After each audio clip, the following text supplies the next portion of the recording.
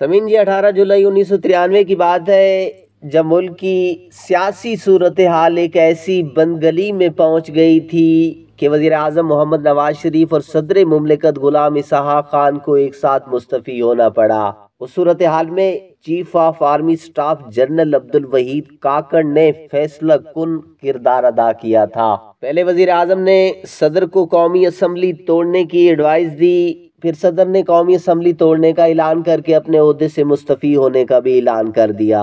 اب تلاش شروع ہوئی کہ ملک کا نیا نگراں وزیر اعظم کون ہوگا۔ میاں محمد نواز شریف اور محترمہ بے نظیر بھٹو کے سامنے دو نام تھے، سعید شیخ اور معین قریشی۔ دونوں ہی کا تعلق قصور سے تھا، مگر جس نام پر اتفاق ہوا وہ امریکہ میں مقیم عالمی بینک سے منسلک ماہر معاشیات معین قریشی کا تھا۔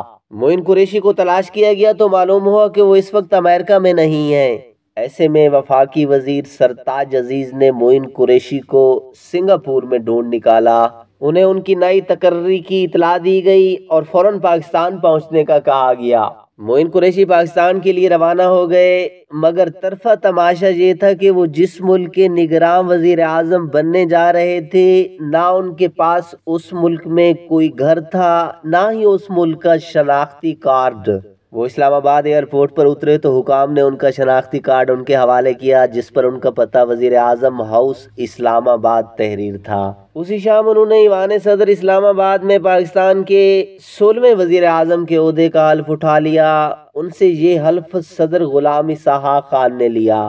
اس تقریب کے بعد صدر غلام اسحاق خان نے عہدہ صدارت سے الگ ہونے کی دستاویز پر بھی دستخط کیے، اور اس کے ساتھ ہی سینٹ کے چیئرمین وسیم سجاد نے قائم مقام صدر کا عہدہ سنبھال لیا۔ معین قریشی کے نگراں وزیر اعظم بنتے ہی پورے ملک میں ان کے متعلق مختلف قیاس آرائیاں شروع ہو گئیں۔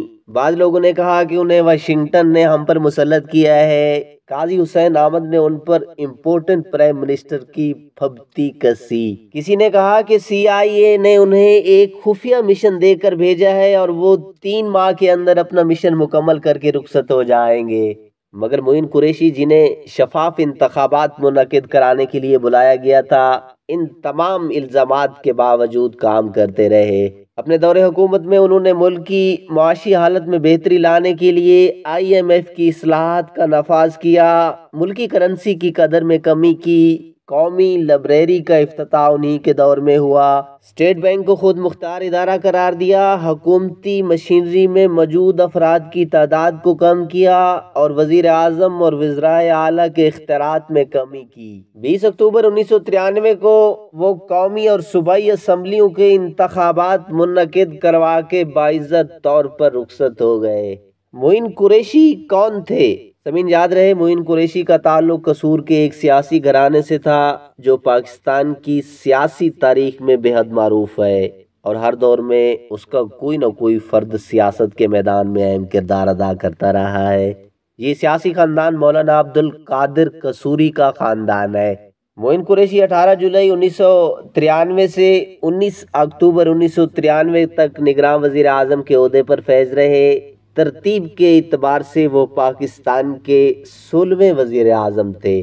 معین قریشی اس کے بعد امریکہ واپس چلے گئے، جہاں انہوں نے EMP گلوبل کے نام سے ایک سرمایہ کاری فرم قائم کی۔ 2014 میں وہ پارکنسن کی بیماری میں مبتلا ہوئے اور ایک مقامی ہسپتال میں زیر علاج رہے۔ 22 نومبر 2016 کو وہ واشنگٹن DC میں وفات پا گئے اور وہیں اسودہ خاک ہوئے۔